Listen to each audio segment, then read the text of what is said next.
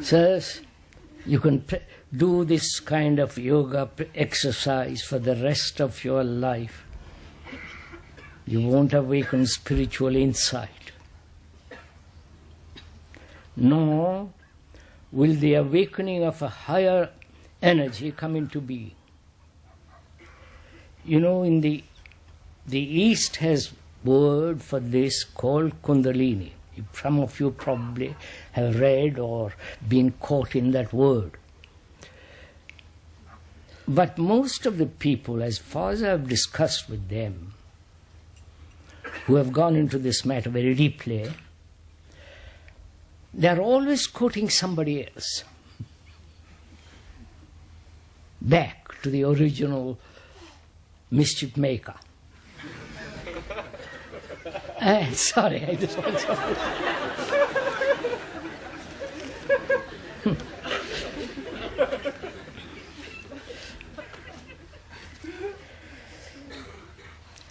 And none of them, please believe me, none of them have awakened this thing. They talk about it. They feel certain experience, and which they call by this name. I've discussed with them very seriously. And what they are talking about, a certain form of increasing energy to do more mischief. I mean that. By eating right food, by control, by breathing properly, etc., etc., etc., you have more energy naturally. And that gives you a sense of superiority in your enlightenment and so on. But there is a different form of, I won't go into it because you all are eager. I am not touching it.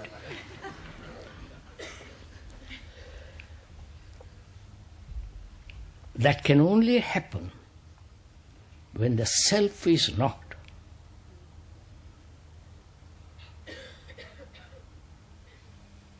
Then there is a totally different kind of energy to keep the mind fresh, young, alive. And that can only come when there is absolutely no sense of the self. Right? Obvious reason. Because the self, the me, the center, is in constant conflict. Right?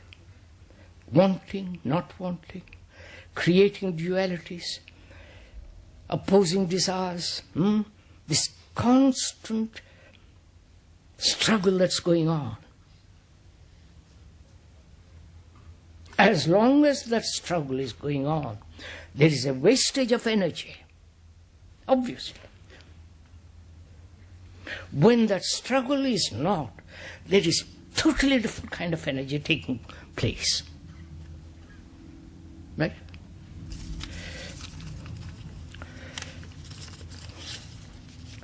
There is a story of a man, of a philosopher or a patriarch. He was a well-known teacher. And a disciple came to him and said, "Master, teach me how to meditate." So he sat up in the right position, and closed his eyes and began to breathe very deeply, trying to capture the higher webs and vibrations and all the rest of it. So the master picks up 2 pieces of stone and rubs them, keeps on rubbing them. And the disciple opens his eyes and says, "Master, what are you doing?" He said, "I'm trying to make out of the stone a mirror so that I can look at myself." And the disciple says, "Master, you can never do that." He said, "In the same way, my friend, you can sit like that and breathe like that, forever, but you'll never, got it?